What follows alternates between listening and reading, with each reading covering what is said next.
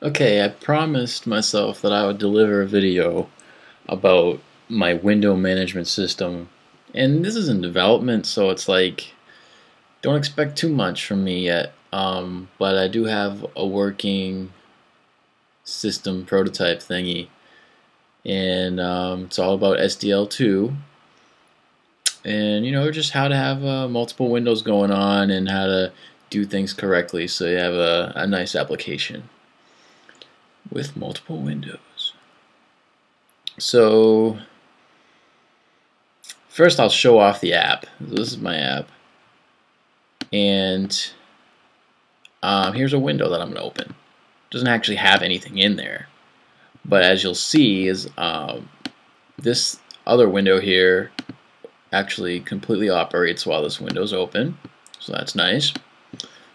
And even though nothing's happening in this window, we can actually look in the console and see that this options window is receiving events. So that's nice. And now I'm going to give you all the subtleties that you probably don't think of off the bat. For instance, clicking the main Windows close button should exit the application. That's one thing that we're going to learn how to maintain, because it's not the same once you have multiple windows. It's not the same as how you do it when you only have one window. Another thing is even just closing this window and bringing the focus back to this window immediately. That's actually something that you have to add in manually. We'll talk about that. I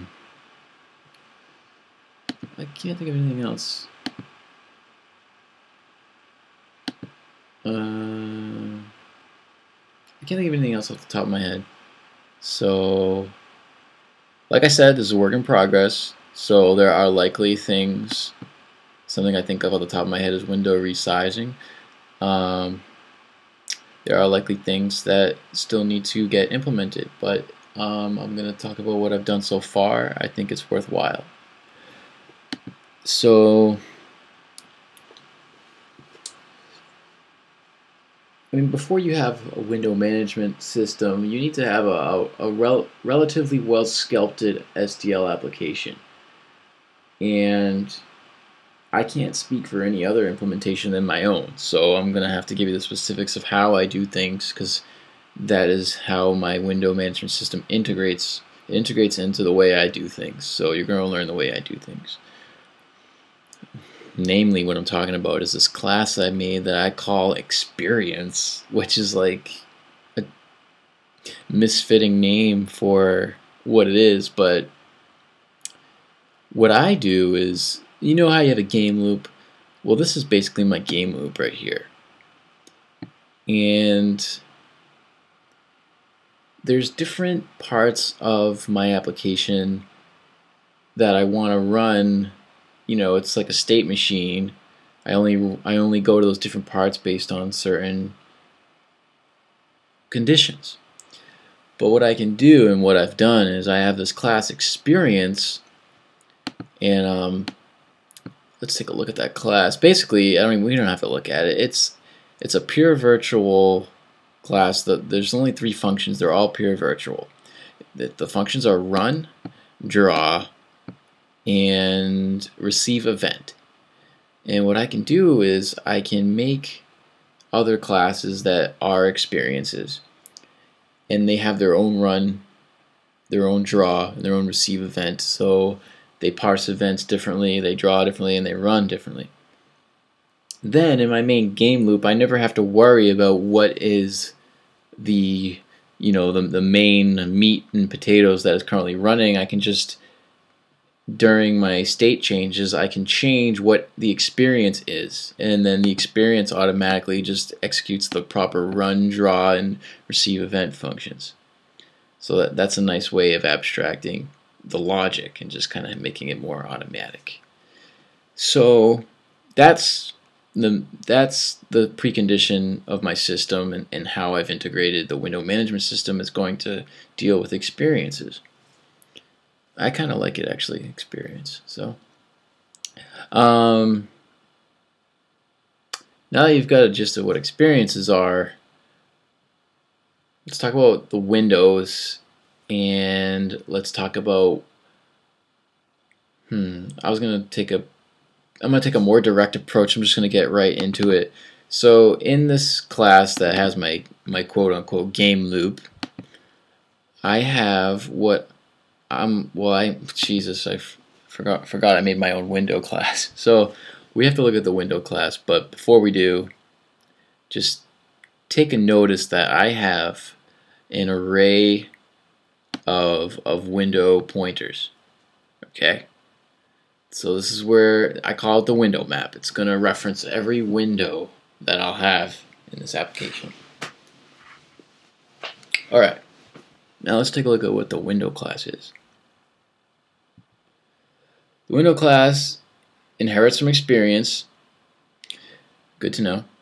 We've got the necessary components to actually render a window, which are the SDL window, the render of the texture, and I actually work with SDL services, which, you know, aren't SDL2's strong point. They want you to get away from SDL services, but since I brought this app up from SDL1, I'm in the habit of using SDL services, and it's easy. So, but you use your own discretion. You need to have the window ID. This I'm actually not even using yet, so we'll see if I need that or not. And I've got the clear screen function, you know, just clear screen. Show the window, raise the window, this is a really important one, and hide the window. And all they do is actually call SDL functions with the SDL window as a parameter, for instance. Raise window. Now, if you don't know what raise window does, it focuses the window. So, see, sometimes what happens when we're making these SDL applications is your window will be on top, but it won't be focused.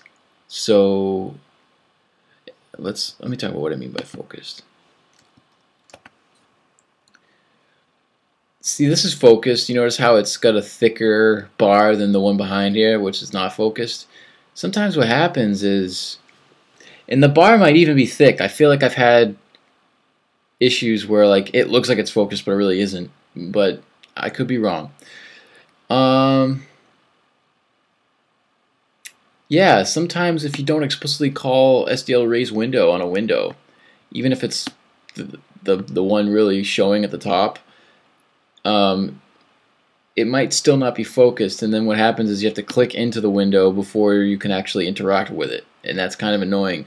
So very important to be calling this raise window. Just I'm going to throw this out there, even though it's a little unrelated, but it's related, is that when I use the native file dialog NFD to open, and then once I'm done and it goes back to my app, if I don't call SDL raise window when I return from my NFD call, I'll have to click into it once before it's actually going to be able to be interfaced with. So there's an important little tidbit.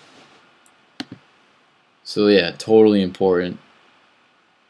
So now that you know what the window class is, you know that we have a window map, which is basically going to take window pointers.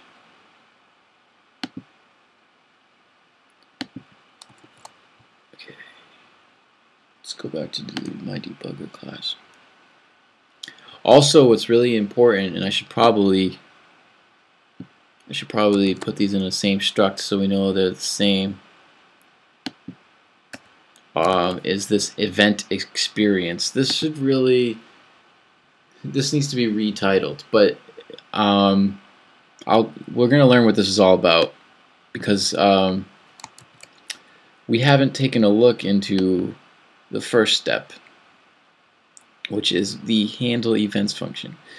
Remember, I have this experience going on. Let me be visual with you. See this main window? Let's open up we have to open up an SBC before we can actually go to other experiences. So this is called the main window experience. Well, it's not really, it inherits from experience. It has those three primary functions: receive, event, draw, and run. This DSP window also is an experience.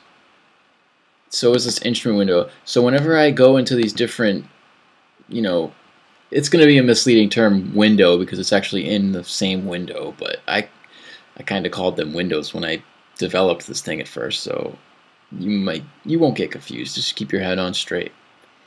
But when I click these, what happens is this experience pointer will point to either the memory or the DSP or the instrument classes, which are experiences. So we can call their respective run, draw, and receive events functions. But now here's the part we need to look at, is the handle events function that gets called. We don't call the experiences receive event function yet. First we do some primary event processing that we want to do before we look at any of our subclasses. So, and it's also where we poll the event in the first place. We don't actually poll in the experiences themselves. One of the most basic things you want to do is you want to check if your app wants to quit, because see, that'll get us out of our game loop. But yeah, I mean, you're learning some application level things that are kind of outside of a window management thing, but that's fine with me. Learn all you want. The most important thing related to the window manager is this SDL window event. And if we get an SDL window event, reminder to turn this into switch statements. If we get one of these window events, there are some primary kinds of window events that we want to look at that relate to the window manager, and that is SDL window event focus lost, SDL window event focus gained. But I'm getting ahead of myself. See, what we want to talk about first is, since this has to do with pre-existing windows, but when we start our app, we only have our main app window. So we have to talk about, one second, give me 1 second, guy. Pauses. Alright, I was just talking about how we haven't actually created the windows yet. I was getting a little ahead of myself by going to the actual events relating to pre-existing windows. So since they don't exist yet, I'm going to tell you about how I get this options window to show up and stuff. In my debugger class, I have an options window. Options window is a subclass of window, and we can take a look at it. This is the implementation. Let's look at the header. Yep, subclass of window. Nothing in here that you should concern yourself with, but take notice of the experience implementations. The cool part about this is that I don't inherit from experience directly, but since the window class actually doesn't implement these functions itself, it'll still work in our window map is an array of window stars or pointers to windows, but we can actually still call these functions even though they weren't defined until a lower child subclass of window. It actually will still work, and that's what's really cool about all this. It almost feels wrong how lucky we are that this works this way. Because traditionally you just I haven't seen that before. How you can actually do that. That's really cool for me. But yeah, you can do that. So nothing we really have to see here. What we need to look at is I have a menu bar going on, and when I click it, there's an action that happens. So let's look at that action. It's in the menu bar. The action's up here. Open options window. What I do is I get that options window variable and I call show, and that'll show the window. I should probably raise that window too, but I think I do it later. See, I'm going to put a note here. There's a problem raising the window immediately after showing it. So I raise it in the event loop when the window focus change event happens. Alright, see, that's important to know. You just learned that from trial and error. There's a lot going on at the prototyping stage. I mean, it may have not worked for different reasons, you know, but it didn't work for me, so I put it in the event loop. But now you see, well, you must, if you're really smart, you're probably saying, wait a second,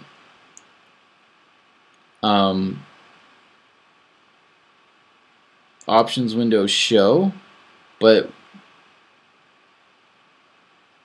something's iffy here. Don't worry about being smart or not. Forget that. There's something else that we have to talk about.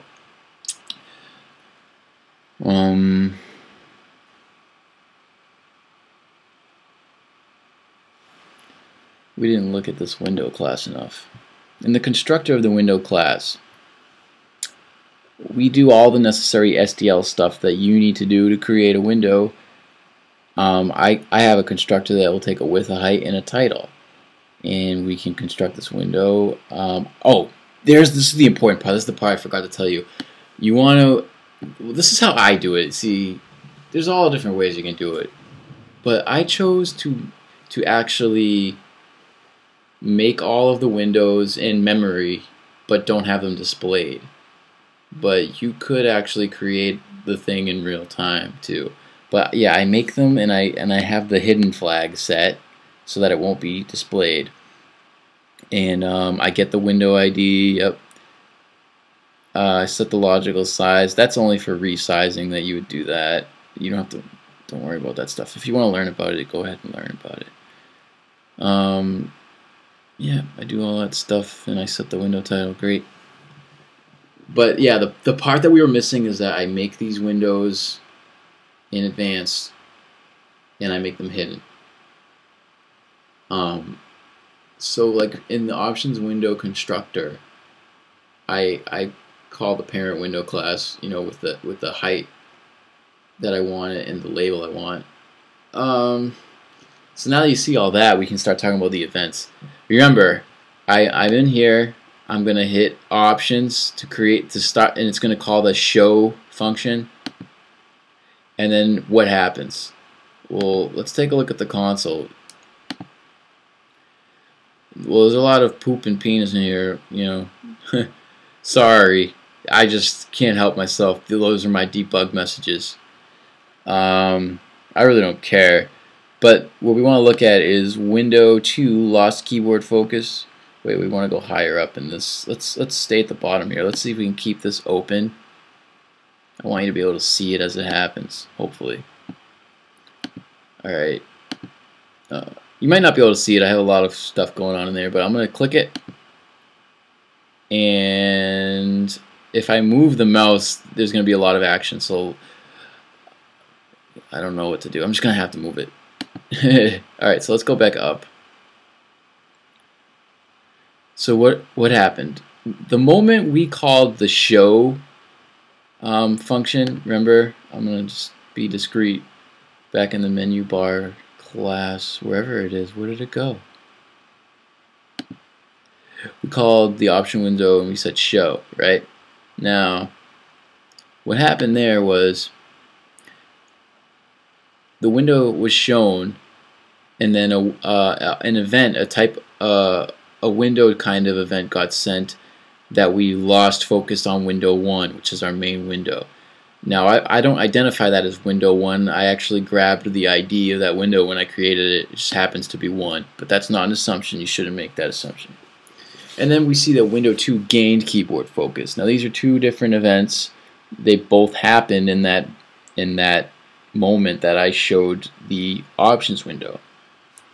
And it is these events that the whole window management system thrives on. So that was an interesting choice of words, thrives on. Anyway, back in the debugger. So Actually, I don't actually even pay attention to the focus lost events. And quick shout out that you don't want to use the window event leave or window event enter. That all these do is let you know when your mouse leaves the window on the focused window. So that's just not going to help in this situation. But yeah, I seem to have only needed the gained event. And what happens is, I haven't talked to you about event experiences yet. So I need to talk to you about that first. We're in this handle events thing in debugger, right? And I was telling you about how this is where we handle events no matter what experience we have currently. And then at the very end, or at least very close to the end, what I'll do is, well, just look at this. Just look at this line. I call the experiences receive event function with the current event. Now, I introduce something new called the event experience, but this is a kind of another misleading term. It really has more to do with window or sub-window. Maybe it should be called sub-window experience. So I'm actually going to make that change.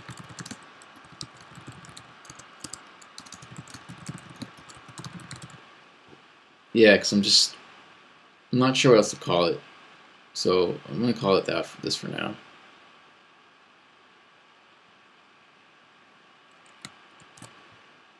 Alright, so now we have a sub-window experience. And basically what this means is, hey, is there a sub-window experience? Literally. And if there is, we're going to call its receive event function. It's that simple. And then if there isn't one, we're going to call the main experience's receive event function.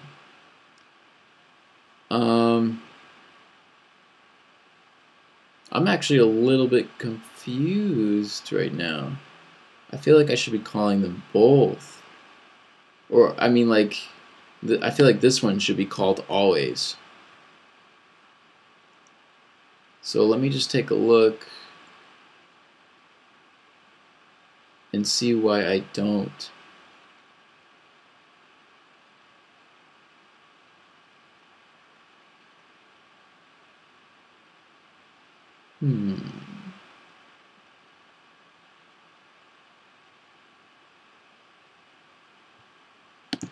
See if I can figure this out.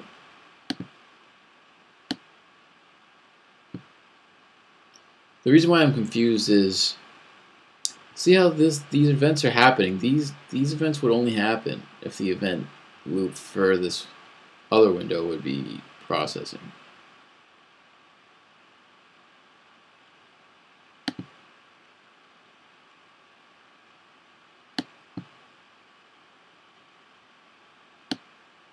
Look at this. Am I going crazy here? Hold on, we gotta go down here. There we go. Alright. This is processing.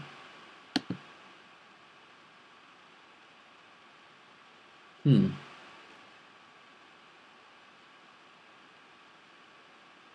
would be nice to be able to debug this. Guys, should we just do this together? I think we're gonna have to do this together, even though it kind of breaks the flow of you learning this window manager.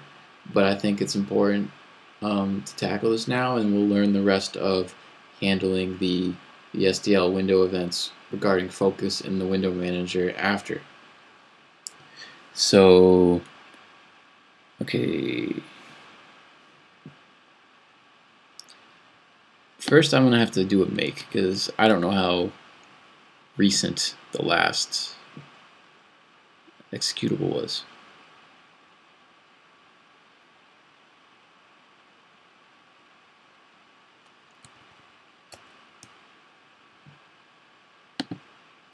And what would really help at this point is to actually make a debug output in the main Windows event loop. But there we go, we're receiving option Windows events, and that main window is still doing stuff. Oh, I see. I see. No, we what's going on is that the main Windows draw and run functions are being called, but not the event. The receive event function is not being called, and rightfully so. For instance, we don't want to be processing key presses on this window when we're on this window, and that's why I have the if else going on.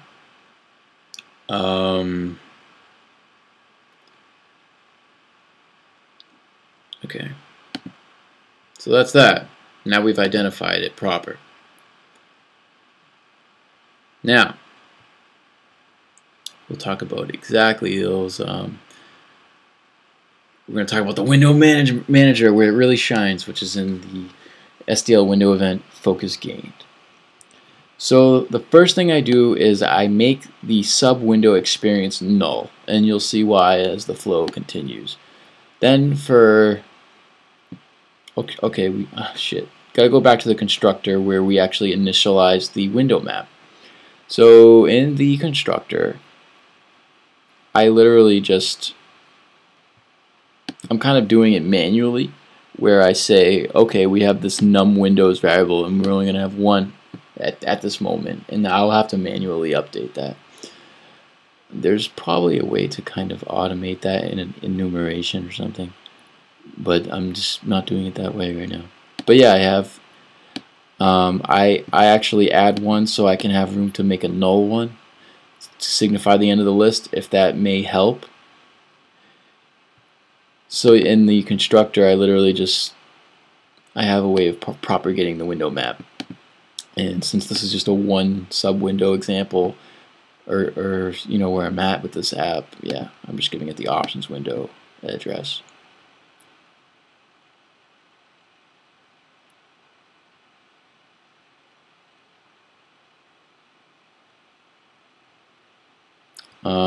There are some things I gotta hold on to that thought I just got. Okay, focus gained. I'm losing that thought I wanted to hold on to. Just remind me to talk about destructors. Alright, so I set the sub window experience to null, and then I loop through my window map, or I iterate through it, and I check if the window ID associated with this focus gained event is equal to an event ID in one of my sub windows of the window map. If it is, I smile, because I'm about to do something new that I've never done before. I'm about to assign this sub window experience to that window that was found in the window map, and I'm going to cast it to an experience pointer, of course. And then I'm going to raise that window, because remember we called show earlier, but there was an issue with raising it immediately after, so I raised it here later down the line when the event gets pushed into the event loop. So once again, we found the associating window ID, and then we assigned the sub-window experience to that actual window itself in the window map, and we cast it to experience. All right.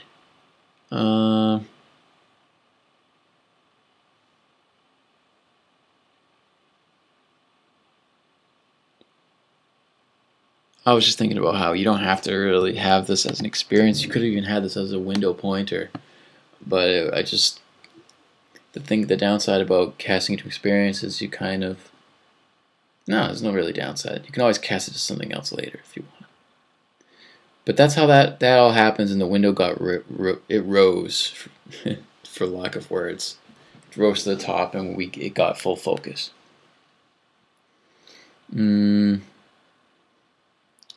And when that happens, everything works because this now has a value in it, which is a pointer to the Windows experience, and we will then start calling or receiving events in there, and we'll stop receiving events in the main window or the main experience, and the main Windows experience. And also in our main little game loop here, if there is a sub window experience, we will also call its run and draw routines. So that's how it all happens. And there's still more to be talked about though. Then if we close the window, what happens? Well, there are a number. Well, there's a couple. Not a number really. There's only a couple things going on there. So if I hit options and I have this, I can either close the options window or I can close this window. We're going to talk about just closing the options window, right? Or let's see what the code tells us. First thing I do is I push to the log what window ID was closed. The first thing I check for is, was that window ID my main window ID, you know, like my main app window ID? And if it is, well, let's talk about why I'm parsing this in contrast to a one window application that doesn't have other windows. When you click the X, an SDL quit event gets sent, and that's how we know to quit our app. And that's how SDL knows, I guess. I don't really know what else to say about SDL quit. I mean, it's the quit. But when you have multiple windows, SDL quit event does not get sent. So what I've done is I've hooked up the proper apparatus to send that event on top of also handling some other window management functions. So what happens is if we close the main window, I'm gonna make sub window experience null, and I do this because I'm getting ready to quit the app, and I want to make sure that I'm actually going to destroy these windows, and I want to make sure that if we ever get into like other functions that would want to call the sub window experience, well, that it won't, because all of them have to check if it's null. If it isn't null, it'll call. So if that's the first thing I do, and then I go through all the windows in the window map and I call their destructor. Now this is kind of fancy because this destructor is going to get called twice now, because I'm dealing with objects that were declared on the stack. You know, I didn't allocate these objects dynamically, meaning that when they go out of scope, they are going to call this destructor again. But I'm getting away with it at this moment. Now, if I wanted to just have the destructor called once, I could allocate this stuff dynamically. But I'm kind of rapidly prototyping, and instead what I've done is I've made the window constructor able to be called twice and still function properly. And how I've done that is I literally just, these are all pointers, and I have to free them. And once I've freed them, I'm going to set them to null. And the second time going through this function, they're going to be all null, so nothing's going to happen. That's how I destroy my windows. Now, you're not wondering this because you didn't go through the motions like I did. But there's a reason why I'm destroying these at this point in the first place. Because if you think about it, I really don't have to. These are going to go out of scope eventually and just be destroyed. So I need to answer to you, why am I destroying them now? Well, before I destroyed these at this stage, what was happening was the windows, or in my case there's only one window, the options window, it would actually flash really quickly on and then out when I quit the app. And I'm going to actually see if I can show you by commenting this line out. Now bear with me, I'm not sure that this is going to go as planned. I'm going to quit and watch what happens. You're going to see the options window. Granted, I'm recording at a 20 frames per second frame rate. I'm not sure if it'll capture it, but I'm going to see it at least. There's going to be the options window flash there real quick. You see that? Now I saw that. Hopefully you saw that. So I wasn't sure why or how to avert that, so I averted it this way by calling the destructor right when I close the window and I get the event. I can actually subvert that behavior, and I'm going to go ahead and close it again, and it won't happen. See, that's how we like it, and that's why I call that destructor. And I do that for all the windows in the window map. And then I send an SDL event of type quit. Like I said, you have to do that manually when you have more than one window going on, because SDL isn't going to assume that you want to have an SDL quit message sent. You got to do that manually. So, at least in my case, because the way I work is I have those windows always in memory. Maybe if you get back down to only one window of memory, it'll call an SDL quit message, but I'm not messing with that type of lifestyle, so I push my own SDL quits. Thank you.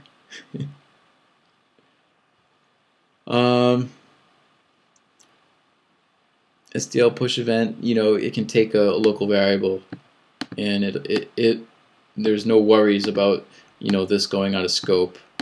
SDL push event handles all that crap. We're good. Okay,